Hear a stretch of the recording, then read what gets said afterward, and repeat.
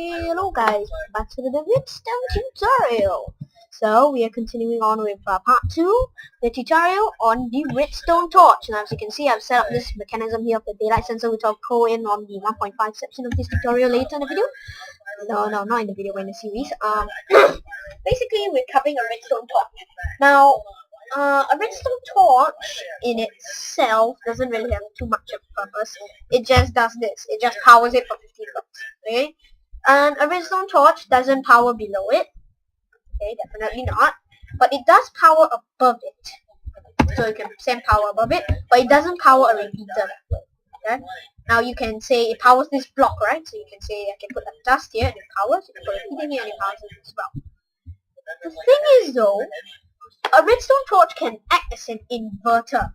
Meaning to say that if I put it on a block, right, I power it through the block.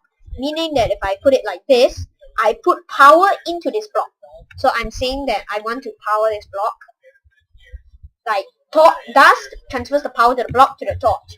So if I do this, the torch actually turns off, acting as an inverter. Meaning, as you can see, the signal is 0 right now. Let's put a repeater for more of this. And it on. So this is an inverter and has a very slight delay. And that's basically what a repeater does.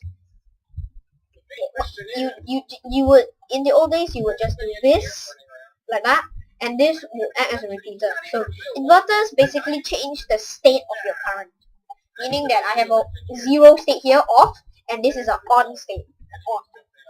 So this is useful if you can torch stack to transfer currents up, and yeah, basically it's very important. It makes a lot of things possible, this property of the torch. So right now, basically, I have it here is that as the daylight, as the day goes on, the current here is at maximum right now. Well, not exactly maximum, but so this powers the block and the torch, and this keeps it off. And the command blocks I'll go over in a future update as well, in a future part. But it's just set to set the time today every time it receives a redstone current. So every time it receives the redstone current, that is the only time it receives the redstone current is when the daylight sensor stops putting out a strong enough signal, and so this causes it to turn the torch on because the block stops powered. So when I show you that, I'll just say time set, and then the torch comes on and it sets it to the again. So yeah, that's basically what the torch does, and you can use it for a variety of things. But yeah. Nothing much here for the torch, I guess. We have our weighted pressure plates and our original pressure plates. Now, the pressure plates themselves, nothing much about them, I guess. So let's just lay them down in a line, and I'll show you what they do. Now, the first one we have here is the wooden pressure plate made with 2 wooden planks in a line.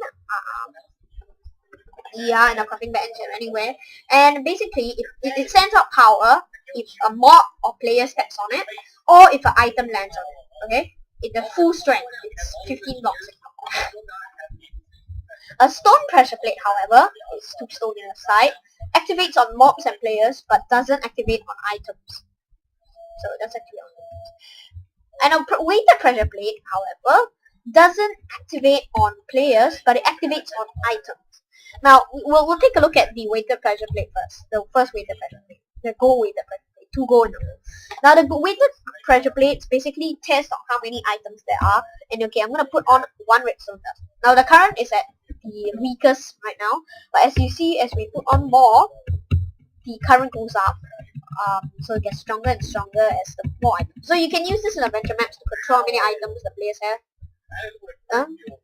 Now, the difference between this and the iron pressure plate, is a heavy weighted pressure plate, is that this one requires a lot more items to get it up the stage.